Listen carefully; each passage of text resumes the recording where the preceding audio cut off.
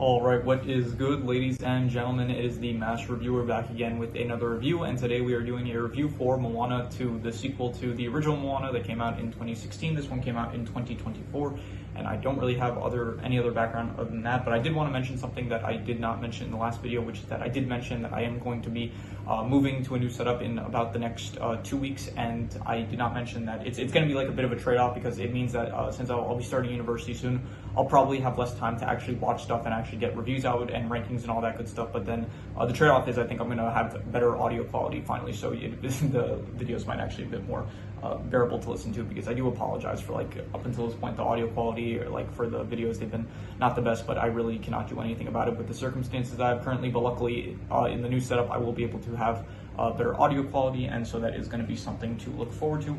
But yeah, so other than all that, let us just get into it, starting off with the plot/adventure. So the plot of this one is that now it's kind of weird. It's like the last one was a very straightforward MacGuffin story. The plot of this one is like basically Moana. The ancestors call upon her to find an island called Motu, and it's for the purposes of just. It's weird. They say like if you don't, the fate of the island will be that like if you don't interact with like other tribes and stuff, you're gonna end up like your tribe will, like your story will end because of like the isolation will kill you guys. And it's like they've been surviving fine just now. Like I don't see how if there's a threat of like how that isolation could kill them, then they didn't do the best job of portraying it really. So the goal is basically just like get to Motu, which is being guarded by Nala, the god of like the storms or whatever, and get to touch the island. Basically, a human needs to touch the island in order to break the curse of Nala's curse, and then it will mean that humans will be able to like interact with each other, but they'll be able to like get to separate islands because there won't be any storms like blocking their way. So I guess the goal is just like set up globalization, I guess. So it's kind of weird. I don't think it's as good as the last one. The last one was like a very good, straightforward, okay, you need to get the heart to Te Fiti, otherwise the curse will destroy all the lands and stuff. This one's just like, okay, your island will die of isolation, but it's like they've been living fine all these years in isolation, so like I don't really see why you can have like tribes that are like there are indigenous tribes that like live on islands and stuff, and they don't really have contact from the outside world, so I don't really they didn't really do the best job of setting up the stakes, but whatever. So the plot is basically Moana, she goes off on an adventure. This time she's not alone, and I don't think they wanted to have her go alone again, because that's what they did in the last film, and it might have been like too similar. So this time she has 3 crewmates with her. She has here Lotto, Kelly, and Moni. So they are Moni is like the optimist, Kelly is the pessimist, and Lotto is the realist. So 3 characters to tag on the mission, and they're fine. Like they're all pretty good, I'd say. So nice additions to the cast, I guess. And then eventually their mission is basically they have to find Motu, so they end up running into the Kakamora tribe, and they end up striking a deal with them. Like they help out the Kakamoras in exchange for the Kakamoras telling them where the island is, and they end up inside a giant clam, this like huge clam that's like in the middle of the ocean, and they end up falling into it along with another member of the Kakamora tribe, and they end up finding Maui, and Maui was captured by he was captured by Matangi, who I think is another demigod. She's like demigod of I don't know what, but she has like a bat aesthetic to her. Like she's like friends with bats and stuff, and she flies and stuff. So I think she's another demigoddess, I guess. So, and so she's not even trying to like, she's not even a villain of the movie. She's like she actually tried to help Moana save Maui in order to she was just basically keeping Maui there in order for like she had him like tied up like in like a I don't know how to describe it. It was like the bones of some fish or something like that. And so but like she didn't say anything to Maui. She was just like, when Moana eventually got there, it was like, you were just keeping me here so that I would end up going with Moana. And so yeah, they like try to portray her as a villain, but then she turns out not being a villain. And so then Maui is with Moana and the rest of the gang, and the rest of the movie is they end up they get attacked by some sea creatures of Nalo's sea creatures, like these giant electric eel things. And for some reason from that, like Moana just gets really discouraged. And I do kind of understand like why. Like she is much older now, she's not as like young, and I guess like like younger people, like they don't usually think stuff through and stuff. And so now she has like a sister, so she has like more stuff to lose, and she is like the lead. She's becoming like the leader of the tribe and stuff. So it feels like she has more stuff to lose in this. So it makes sense that she would be more hesitant. But I do at the same time think that like it felt like not that big of a deal. Like she faced like Taka from the last film, so it feels like a few electric eels like wouldn't really cause that much of a threat to her, so I don't really understand why that discouraged her so much. But then anyway, they do a little musical, and then she gets encouraged again, and so they go to the storm where Nalo's at, and then they work with Maui. They come up with a plan. The plan doesn't work, but then they come up with a different plan, and then they end up the second plan ends up working out, and so Moana reaches the island, and so the curse is broken, and then they see some people from other tribes, and so they've achieved globalization, I guess, and so yeah, they saved, I guess. So it's like set up for a sequel, because at the end there's like a post-credit scene where it shows like Nalo, and he is very upset about the situation, and he doesn't want to. It's weird. I'm assuming they're like gonna explain this later on, but they say like in a sequel, probably in the future. But apparently Nalo like loses his powers if humans are together, so he doesn't even try to stop Maui throughout the film. He tries to stop Moana and the rest of the humans. And I was thinking maybe you could just do like that story, like Jonah and the whale. You could have done like that they could have done that plan where it's like have Maui just turn into like a whale, have them be inside his mouth, and then wait just 1 second here. Sorry, I had to fix something. So they could have done like Jonah and the whale style, where it's like you had Maui turn to like a whale, and then they could have hidden his mouth or something like that, and then get to the island. And I feel like that may have been easier. But whatever. So yeah, overall the plot / adventure, I would say, is overall it's like, I guess, between a 5.5 to a 6. It's between like decent and above average. I'll give it above average. I think it still like works fine. It's a bit like similar to the last one, and it doesn't feel as like well structured. Where the last one it was like, okay, basically there's two things where it's like Moana has to find Maui, and then you help Maui to bring the heart of Te Fiti back to Te Fiti. But then on the way, it's like, okay, well, if Maui's like, okay, well, if we're going to do that, first we have to get the hook. So it's basically a 3-act structure, which I think worked well. This one, it's like kind of, they're going in, but they don't really have a plan. Their plan is just basically like find Motu Fitu, but it's like, and I guess they do have like constellations they're supposed to follow. And on the way, they meet they meet up with the Kakamora tribe, and then they find the clam, and then through that they find Maui. And I don't even think they were trying to find Maui at first. I think they were just trying to get to Motu Fitu, but it just like happened to be luck that they ran into Maui. And then with Maui, they go to the storm. And I think one of the real big flaws is I actually think it was very good in the last film, where it's like right at the start of the film, you show Maui and Taka, them clashing. So it actually makes Taka feel like a bit of a threat. And then it shows some of the curse and stuff. This film, it's like they did a really bad job of setting up the stakes, because it's like, what's at stake here? If their plan fails, it's like they just showed, oh, if you come, like Moana, she got a vision from like her ancestors that if they leave, like if they don't communicate with other tribes, and their tribe's story will end. That's like very vague. Like, what, they're all gonna die? Like, why would they die? Like, they have like plantations and stuff. Not plantations. They have plant fields and stuff, like all the irrigations. I think that's the word. Yeah. So they have like all the plants they need. They're able to clearly survive. They have been surviving for probably like hundreds of years. So I don't really see why they would, they didn't do the greatest job of setting up the threat. Maybe if they showed like some of the storms that Nalo was creating and stuff, maybe you actually see some of Nalo like earlier on. Like they don't really show Nalo himself except until like the very end, like in a post-credit scene. But even if they just showed like more of the storm, like Nalo, I don't know, even show him like he tries to stop them at one point by sending out the monsters and the electric eels, or maybe just even him talking to like Matangi, like it would have been it would have helped set up the stakes a bit better. So, but anyway, I'll give the plot above average. I'll say it was still entertaining, I guess. So yeah. In terms of the characters, I think that so Moana and Maui, they're back in this. I think they're both fine. Probably definitely not as good as the last film. But I do actually like the additions that they have. Lotto, Kelly, and Moni. I think they're good. I think they work well. It's like interesting.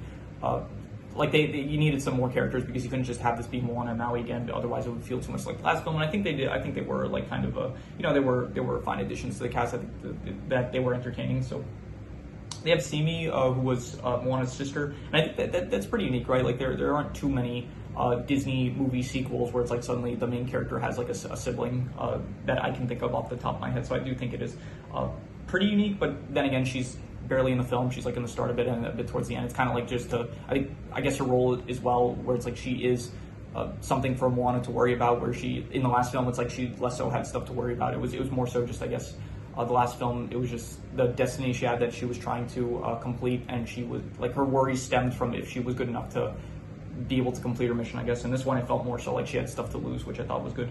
Matangi, I didn't think that she was great. For one, like, she's a demigoddess similar to Maui, but Maui actually has, like, he has a weapon, he has like some cool powers and stuff. All we saw from Matangi is like she's with bats, I guess, and she could fly a bit, but that, like, other than that, it's like, I don't know, if you could turn to a bat, that would have been cool, like something similar like Hotel Transylvania, which I reviewed not too long ago. So yeah, other than that, you have Nalo as a villain, not as good as Taka. Taka was much cooler. You actually saw, like, Nalo just feels like a generic storm. There are moments where you see his face in the storm, but there's not enough of those. I think they should have done more of those, and they also should have just, like, actually, I don't know, just something different than a generic storm. Like, they show him, like, throwing out, like, tornadoes and stuff, which is cool, but they be more creative with it. Like, Taka felt like a very unique villain. This just feels like a bit too generic. So you have Grandma Tala, Moana's grandma, that shows up once again. She was good, I guess. Okay, the chief that, like, leaves the island to search, like, the Voyager chief is called the Tautai, and the one that she gets visions from, Moana, is Vasa. So Tautai Vasa, he was in this, pretty good, I guess. Tamatoa, he makes a brief cameo towards the end, so not much to say. Hey, and the pig, they're back once again. So yeah, and then Moana's parents, I guess. So overall, I think the characters are, I'll say, like, a 7 out of 10. I'd say that they're pretty good, probably not as good as the last film. Like, there's definitely some more characters in this one. And the last one, it was basically just Moana, Maui, and then I guess the Kakamora pirates, which are in this again, Tamatoa and Taka/Tafiti, and that was it. And then I guess you could also count, like, Moana's parents and stuff. But this one feels like it definitely has a bit more characters. Some of them work well, others, like, feel a bit underdeveloped, but, you know, overall I'll just say, like, a 7 out of 10. They're pretty good. So in terms of the settings, I still do like all of the areas. It still looks very nice. All the settings that they do with the Polynesian style and stuff. I don't think the clam works as well as somewhere that was in, like, the last film, which I think it was called Lalo Tai, something like that. The Realm of Monsters. I think that was better than the clam that you see in this film. So you also have, like, the final confrontation area. I think it worked better with like the confrontation with the Ka versus the storms of Lalo. Not Lalo. I'm thinking Lalo from, like, Better Call Saul. Nalo. So I think that, yeah, it felt like much simpler, and this one just feels, like, this storm, it just feels too generic. But yeah, there was also, let's see here, the island still looks nice. There's still all the, I'm gonna give the settings, like, I'll say 7.5. I'm gonna go with very good. I think it worked a bit better in the last film, but it's also, like, it's the first film usually has the advantage because it's, like, the first time we're seeing the setting, so it feels much more fresh compared to, like, the sequel, where it's like, okay, some of these settings we've seen before, so it's, like, kind of starting to lose its luster a bit. So in terms of the art style, I think it probably looks a bit better in this film, to be honest, than the last one. It does look a bit cleaner, I would say, but it's about the same, actually. I don't think there's that much of a difference, to be honest. So I will give the art style I'll give it, like, a 6.5. I think I gave that to the last film. I'm going to give it another 6.5. It's good. It's Disney. Like, you're not going to get something bad, but you're also not going to get something extremely creative like a Spider-Verse film or something like that. So definitely a 6.5. In terms of the music, now this is, like, probably one of the most disappointing aspects. The last film had absolutely, like, every single song was a banger. There was no bad song in the last movie. This one, it is a bit of a shame. Like, it's definitely a big downgrade. I wouldn't say any of the songs are bad, but none of them, like, I didn't get any Frisian. Like, I got a lot of Frisian in the last film. Here, I did get Frisian only in the last song, but the last song that they used for this movie, it is just a repeat song that they used in the last film. It was the one, like, about, like, when the Voyagers are, like, sailing off. So that is the only song that is reused from the last film in this film, and that is the only song that actually gave me some Frisian.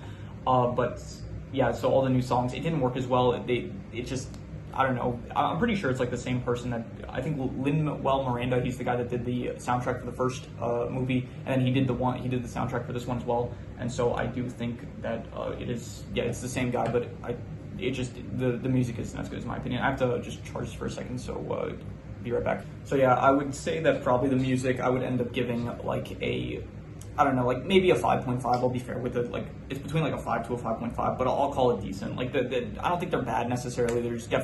They're not memorable. Like, all the songs in the last film, like Shiny, You're Welcome, the other songs I don't remember the names of, but I still remember how they sound, and, like, I could probably sing them now, but I'm not going to sing them because copyright reasons, and also I don't have a great singing voice. So yeah, so the music, 5.5. In terms of the worst thing, I'm going to say maybe just the stakes. Maybe the stakes, they're, like, not the greatest. I think I will say that the stakes of this are between like a 4 to a 4.5. They're between bad and not good. And I'm going to say that they are, honestly, I'm going to be a bit harsh with this. I'm going to say that the stakes are, like, I'll give it a 4. I'll say that they're bad. Like, the stakes, last film, it, like, felt like, okay, like, you don't return the heart of Tefiti, and, like, the curse envelops everything and everyone you know. It's like, in this film, it's like, your story will end. It's like, okay, fine. The people, they all die out, but it's like, why would they all die out? Like, because they don't, like, because is it because they're not going to have enough resources or something like that? Because they clearly have survived this long. Or if it's saying like their legacy will be forgotten, it's like, I don't know, they should have maybe expressed that more so, like, oh, you'll be forgotten. It's like the people won't know about your people or something. I don't know. They didn't do the best job of like portraying the stakes of the film. I guess it didn't feel. It also felt like a lot more serious. Not the opposite. It felt a lot less serious than the last film. The last film felt much more serious, and this one it felt like every song was like more upbeat. It felt like, and yeah, it didn't really feel as serious as the last film, so it didn't feel like there was as much of a struggle it felt like in this film, to be honest. So, in terms of the best thing, I will say the best thing was, I guess I'll reuse the best score, which was the settings, which I give a 7.5, and I will reuse another 7.5 because, yeah, I did think that all like the traveling and stuff, it all looks nice. All the settings are still pretty cool. Like, I still don't think they're as good as the last film, but I will say that they're still very good, I'd say. So yeah, reusing the score for that. And yeah, I did think, here I'm going to get into the extra notes now. I did think the world building was good. I do like that they're expanding a bit, where it's like the gods are mentioned in the last film, and in this film you're actually like getting to know some more gods. Like, there you can find out about Matanji, even if she isn't like the best new character. I did think that it's like cool that you're still exploring like new demigods and stuff, as well as Nalo. I think Nalo is cool, and I did just wish we could have seen a bit more of him, except for like the vague face that he has in like the sky. Like, it would have been cool to see more of his character. So yeah. Let's see here. What else? I said, why would isolation kill them? I already spoke about that. I said it feels like less serious. It doesn't feel like there's as much of a struggle. It feels like maybe it's because there are like some extra characters that are. It felt like part of the struggle was just like Moana getting along with the rest of her crewmates, which it felt like, okay, we kind of did this in the last film with like Maui and stuff. So, yeah. What else? I wrote should have leaned more into the fear of loss or raise the stakes. Yeah, I did think that. I did think that it was like good to focus on like Moana, like now that she has like a sister and stuff. It's like she has like more stuff to care about. So I did think they should maybe like lean a bit more into that. They did a bit with like her having visions of like her sister, and like her sister like telling her that she's gonna fail and let everyone down and stuff. So I think if they did a bit more with that, maybe it would have been better. Yeah, and I do think that they should have like raised the stakes a bit more, or maybe portrayed the stakes differently. So they did the incorrect positioning trope, where I mentioned the incorrect timing trope, where it's like it'll show like a bomb that's gonna go off in 10 seconds, and then it's like. Like you're watching the film, it's like 30 seconds goes by, and then it cuts back to the bomb. It's just like, oh, 5 seconds left. So they didn't do that. They did, I think, do that a few times, but they did a lot of like incorrect positioning tropes, where it's like it'll show the specifically at the incorrect positioning trope would be like you see a car like jump off, like launches, goes over a ramp, and like jumps over like a canyon, and then it's like realistically you shouldn't make it over, but then it cuts shots, and then it's like suddenly it is about to make it over, even though in the initial shot you saw like, okay, this is not going to make it over. So it did that, but it did it like for when they were trying to get over a giant tidal wave. Realistically, they shouldn't have been able to, like, based on the shots that we saw of it, like the physics of it just shouldn't have worked. But then, okay, I'm not an expert when it comes to sailing and stuff, but like I think most people would have been able would have seen the shot and would have been like, yeah, there's no way that they would make it. So, but then it would cut to a different shot, and then suddenly all of a sudden they made it over the giant tidal wave. So just some incorrect positioning tropes that they did, doesn't ruin anything, but just something to point out. And I did say that the best song was at the end, so it is a bit of a shame. Yeah, definitely the soundtrack could have been. There was like the Beyond song that I remember. That's like the only song name that I even remember, and the Chiu song, I guess. But none of them are like very catchy or memorable. I did like every song in the last film was better than like all the songs in this film. So. Bit of a shame there, but yeah, that is the extra notes. So I'm going to do the calculations. So King Crimson, all right, so it ends up coming out to about a 6 out of 10, which would be above average, and I think I would probably I would maybe be even more generous with that. I'm thinking between like a 6 to a 6.5. It's between like above average and good. It's definitely a step down, like a major step down from the last film, but it's still like not a bad film by any means. I think I'm not gonna give a concrete answer. I'm gonna say it's between a 6 to a 6.5, between above average and good. I'm not going to give a concrete answer. Yeah, just between a 6 to a 6.5. So, yeah, so if you have any recommendations, any shows, movies, video game stories, anime, web series, anything that you want me to review, leave it in the comments and I will maybe possibly check it out. But with that said, that is pretty much all there is to it. So let's leave it at that.